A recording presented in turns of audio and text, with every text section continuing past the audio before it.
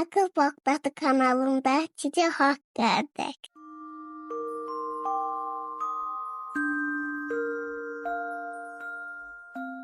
Bismillahirrahmanirrahim. Salam mənim gözəl və gül balalarım. Bu gecə sizlər üçün Balaca Qardaşım adlı hekayə gətirmişəm. Ümid edirəm ki, əhval-ruhiyyəniz çox yaxşıdır və bu hekayəni dinləməyə hazırsınız.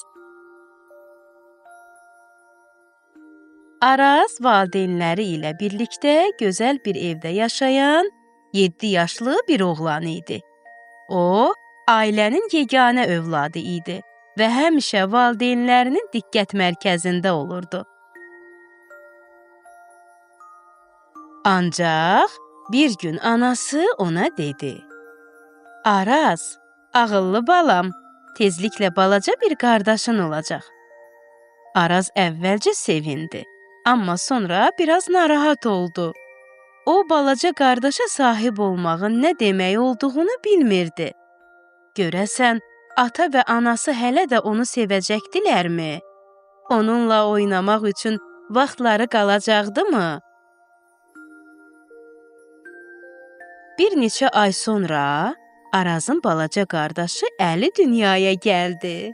Anası və atası Əlinin qayğısına qalmaqla çox məşğul idilər. Araz görürdü ki, anası çox vaxtını Əlini yedizdirməyə və ona baxmağa sərf edir. Atası isə əvvəlki kimi onunla oynamırdı. Bir gün Araz fikirli oturmuşdu. Nənəsi onun yanında oturub dedi: "Nənə, sənin qara gözlərinə qurban olsun. Niyə belə fikirlisən? Nə olub mənim balama, hə?"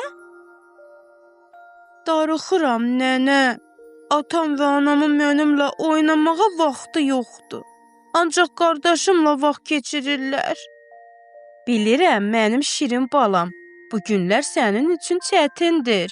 Amma unutma ki, Əli hələ çox balacadır və bizim köməyimizə ehtiyacı var. Sən də kiçik olanda anam və atan sənə belə baxırdılar. Biraz səbr elə, nənənin ağıllı balası. Qardaşın yavaş-yavaş böyüyəcək, hələ gör səninlə nə gözəl oyunlar oynayacaq." Araz diqqətlə nənəsinin sözlərinə qulaq asdı. Bəli, nənəsi düz deyirdi. Arazın körpəlik şəkilləri yadına düşdü. Anası onun demək olar ki, hər hərəkətinin şəklini çəkmişdi. Üzündə ixtiyarsız təbəssüm yarandı. Fikirləşdi ki, indi o da qardaşının belə şəkillərini çəkə bilər və gələcəkdə onunla birlikdə bu şəkillərə baxıb gülərlər. O səbirli olmağa və anasına kömək etməyə qərar verdi.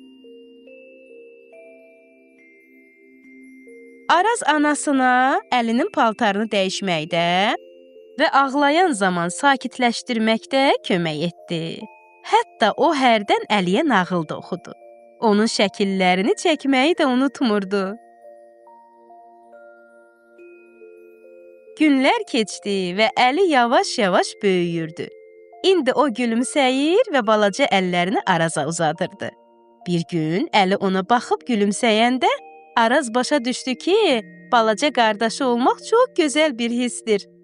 O gündən sonra Araz və Əli dünyanın ən yaxın dostları, ən mehriban qardaşları oldular.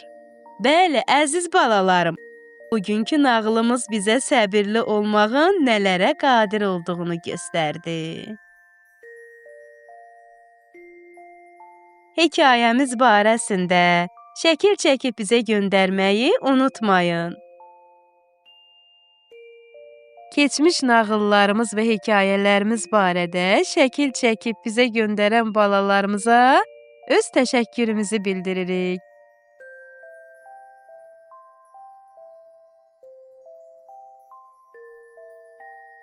Gecəniz xeyrə qalsın, yuxunuz şirin olsun əzizlərim.